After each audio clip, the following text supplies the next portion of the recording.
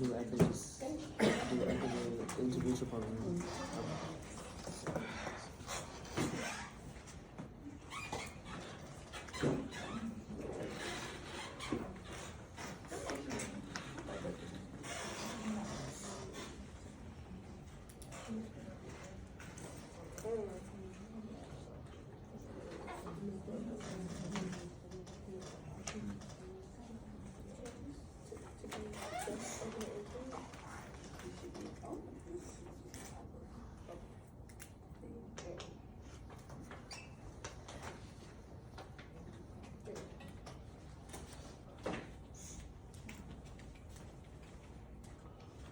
Okay, so hello everyone. We were group 4, but we're group 2 for now.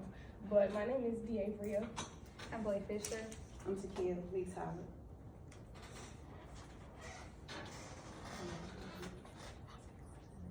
Okay, so today we will be discussing why is RMS and fibrosarcoma diagnosed more frequently in African American children than is presented in any other race. And some of the things that we'll be going over are the symptoms and where the cancer starts in the body, and the various treatments.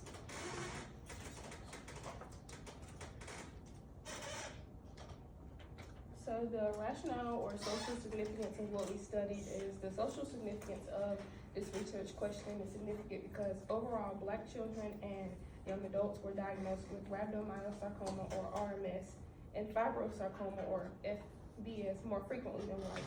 The study is significant to the general area of study with cancer because there are many other types of cancers that have been researched, such as breast cancer, lung cancer, endometrial cancer, and many others. But focusing on these types of cancers being studied in adolescents, and for our case, specifically African Americans, is the important aspect that we decided to study.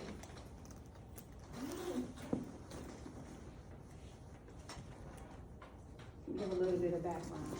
Children and adolescents in the United States continue to face considerable health issues in the form of cancer, specifically fibrosarcoma and rhabdomyosarcoma. Both cancers are rare, which primarily affect the minority infants.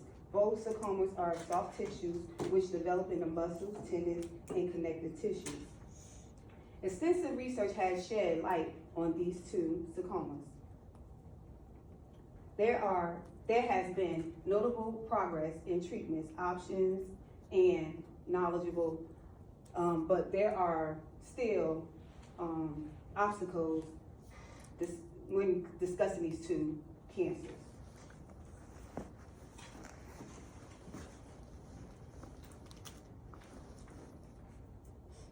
As you can see, fibrosarcoma is on the right side, and it is found to be in the limbs. Nevertheless, it can occur all over the body. Like you can see in the arms, how they're swollen. So, fibrosarcoma is caused in infants, is believed to be associated with a genetic mutation that leads to unmanageable cell growth. The symptoms are lumps and mass under the skin. They are painful and tenderness in the areas and they are affected. The treatments are surgical removal of the tumors, followed by chemotherapy or radiation therapy. This is to get rid of the remaining cells. Rhabdomyosarcoma. Rhabdomyosarcoma is developed in the skeleton muscles with a high frequency in the neck, head, bladder, and reproduction organs. The cause in infants is believed to be linked to genetic malnutrition, mutations that promotes abnormal cells. The symptoms are, once again, painful mass underneath the skin, swelling and redness, pain or tenderness in affected areas, difficulty when moving. Also, depending on the location of this cancer, it's very difficult to treat. Treatment is combined of surgery, chemotherapy, radiation, and the test for both of these, what they do to test these, they do CT scanning, ultrasounds, MRIs, X-rays, and biopsies.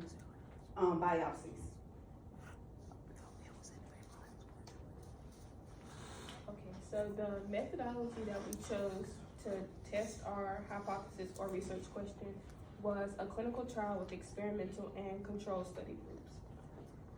In order to answer the proposed research question of why is rhabdomyosarcoma and fibrosarcoma diagnosed more frequently in African American children than those of other races, the general methodology to be used is a clinical trial and the results that come from them. A clinical trial was decided upon because previous studies that we researched, when deciding on our research topic, they had conducted clinical trials as well, so we wanted to base previous clinical trials on what our research would look like if we were to continue this. So a clinical trial was decided upon because previous studies that have conducted have followed the format of clinical trials, and because the hypothesis that we formulated is results-based, it makes the most sense for previously conducted clinical trials to be studied. The clinical trial will be conducted through, non-invasive prenatal screenings. The screenings offer a safer and more accurate alternative other than amniocentesis and other similar tests for screenings against chromosomal abnormalities. The independent variable that is factored into this clinical trial will be the age of the participants. And because these two types of sarcoma cancers are normally found in infants, we decided to have two study groups. The control group would be white and Caucasian mothers, while the experimental group would be African American mothers, since that is where the most diagnoses come from.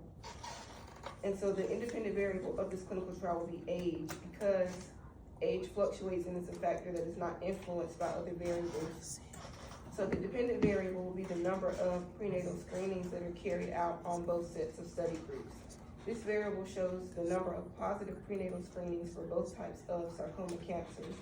And from these findings, the proposed hypothesis will either be proven if the number of positive screenings belongs to the experimental group, which is the African American mothers, and then the proposed hypothesis could be disproven if the number of positive prenatal screenings belongs to the control group, or if it's an even amount based on both study groups. The participants or experimental group that would be involved in the study would be pregnant African American mothers, and the control group would be pregnant mothers of other races such as Caucasian or Hispanics. These study groups would be tested because both types of sarcoma cancers begin to form in newborn babies, and the purpose of the clinical trial is to gain understanding about what the cause of the cancer is. The data of this clinical trial will be collected through prenatal screenings during the appointments of the pregnant mothers with their OBGYNs, because that's how the clinical trial would be factored in, and the mothers would have the express consent for these tests to be done during their regular appointments. The results will be analyzed by specifically looking at the number of positive screenings that show traces of one or both sarcoma cancers in the fetuses of the pregnant mothers. The results that will confirm the proposed hypothesis is majority of the positive screenings belonging to the experimental group, and then the hypothesis would be disproven if more positive screenings belong to the control group. The data will be analyzed by using a longitudinal study because the clinical trial and results will be looked at over a period of time, being 9 months, which is the entire pregnancy of both study groups.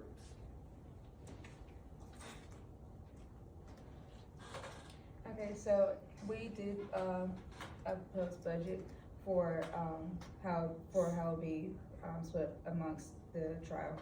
So for personnel, for the initial, so it's going to be over the 3 terms of the pregnancy. That's how long the trial lasts. So for personnel, it would be $177,500, and then that would be split amongst each the team of 17 that consists of 5 OBGYNs, 5 pediatricians, 2 pediatric oncologists, and 5 nurses. So along with that, it's going to be the consultant cost, which is going to be $33,300, and then the travel expenses. So for instance, like whenever the IRB comes together throughout the trial, that would be $16,600. So that they would those funds would be there for them to meet. The outpatient care cost, which is for the expected mothers, is going to be $100,000 per term. Other expenses that may incur is going to be $28,300. The direct consortium and contractual cost is gonna be $83,000.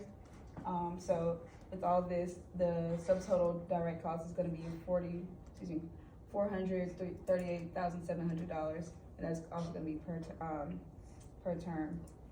And then going on to the F&A, consortium cost and contractual cost is gonna be $33,300. And then all direct total cost is gonna be $472,000. So this is all totaling to $1,416,000. And we are requesting $1 million, the initial $1 million, be funded through you guys, but we have also, applied for a grant to get the additional $416,000 through the Welcome Trust, who also funds, clinical trials.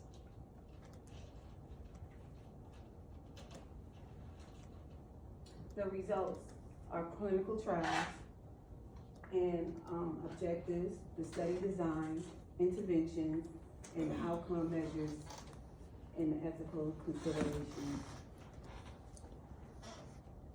And then our trial also, we didn't put it on the slide, but it'll take place across the 5 major cities in North Carolina, Right. which is Charlotte, Raleigh, Greensboro, Winston, and there was one more, but I can't remember off the top of my head. And we chose those. Oh yeah, Greensboro. And we chose those because they have the major hospital systems such as Atrium, but in Charlotte's case, Levine, because that is the Children's Hospital.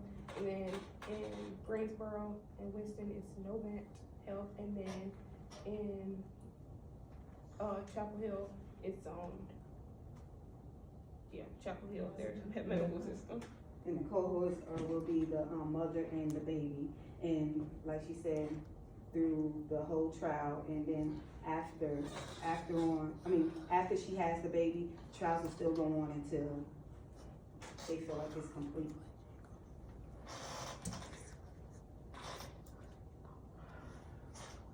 So in conclusion, research is crucial to improve treatment, survival, and quality of life for children with cancer. If funding were needed to further this research, it should be rewarded, because not only could the question about why African American children are diagnosed with the 2 types of sarcoma cancers be answered, but this question could be applied to other cancers as well. African American children are also diagnosed with nephroblastoma and osteosarcoma more frequently than other races. So with a substantial amount of funding, the answers to what causes the increase in diagnosis of African American children with these specific cancers, as well as other types of diseases as well, could be discovered.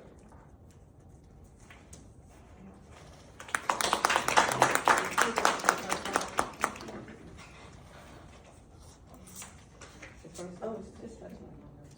There you go. It's right there. I will take my good picture.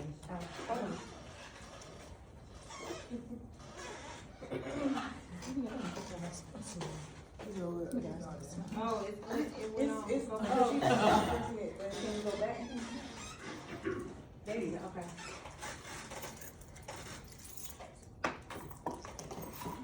No questions.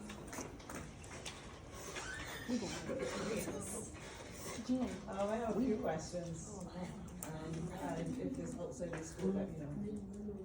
You were talking about being a longitudinal study, but yet you mentioned during the life of the pregnancy of the mother as part of your sample group. So you're taking a sample, you're doing prenatal screening, but you didn't say specifically what stage, or if you're doing it more than once. Okay. And then the longitudinal study, you mentioned rhabdomyosarcoma and fibrosarcomas are seen in young children. So you really should study them, because you don't know the sensitivity of the prenatal screening. So they may come out as negative, but then still develop rhabdomyosarcoma in year 3 or year 4. So the longitudinal study should go into probably preschool age group. Okay. So you should mention that. And then the ethical considerations you're talking about, yes, you need consent, but then what if you have a positive diagnosis in pregnancy? What are the counselings or the referrals?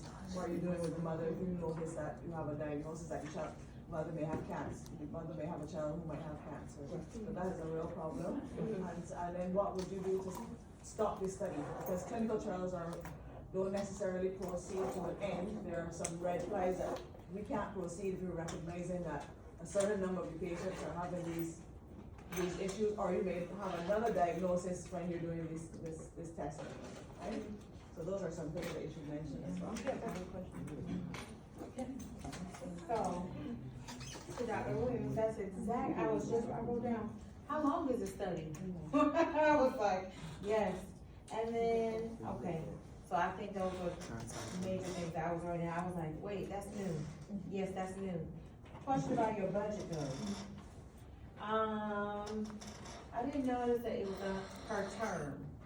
So I thought it said per year, cause I thought it was year 1, year 2, year 3. I didn't realize it was per term per pregnancy, or through the gestation of the pregnancy. That was interesting. So were you thinking this is the amount per person, per pregnant woman? Is that what you were thinking when you developed them? Is that what y'all's thoughts were? We kind of group, I'm sorry. So, I was saying like per term because we were kind of looking to get women that were around like the same, the same. Gestational. Yeah. Okay. Yeah. Different ethnicities. So, for each gestation, $472,000, how many women were you hoping to recruit in the clinical trial for that amount? Oh yeah, we wrote that in the paper, we just put on the PowerPoint. Okay. But yes, I think we said 50 women, because we chose 5 major cities. So Okay, it would be 10 women per city that would be involved in the clinical trial. so I wanna say just pragmatically, that could be a really low number for a high-risk cancer. So maybe it's more like 5, Okay. maybe it's more like just 1, which is not bad, because this is a rare cancer. And you're hoping not hoping to find one, but your recruitment, you're hoping to recruit that many, but just thinking, I was thinking that was per year, cause you're thinking that go through the screening. Right, and continue. Screening 50, screening Yeah. 50, Mhm. but, cause I was like, I didn't catch that earlier when that was yeah, I didn't notice the term. But I did catch it today, so, but overall, I really do think this is well thought out. And then is that 100,000 for outpatient care costs, is that per mom? Or is that No, that is collectively.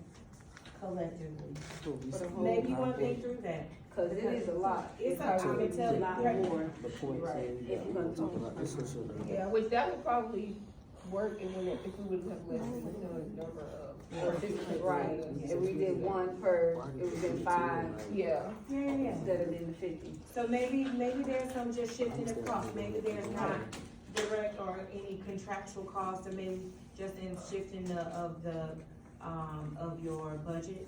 Maybe it's just more cost to cover mom and her needs, or the family And the needs, baby. or maybe you cover the hotel needs of mom or family. You're just covering, the cost associated, I don't know what just happened to that screen. It just found out. But nevertheless, I think it's great, so we're gonna let the other group get up because it's gonna be out. Good job, guys. All right, group 3. Y'all so coordinated, y'all agree? Y'all planned that? It's 5 groups. Okay.